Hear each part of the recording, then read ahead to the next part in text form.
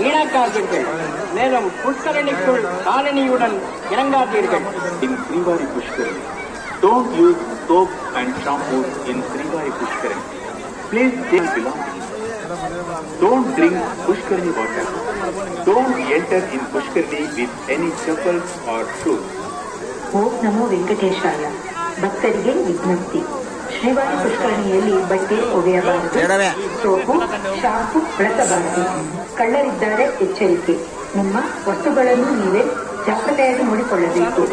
ಪುಷ್ಕರಣಿಯ ನೀರು ಕುಡಿಯಬಾರದು. ಪುಷ್ಕರಣಿಯ ಒಳಗೆ ಪಾದರಕ್ಷೆಯೊಂದಿಗೆ ಪ್ರವೇಶಿಸಬಾರದು. ఓం నమో వెంకటేశాయ. భక్తులకు విజ్ఞప్తి.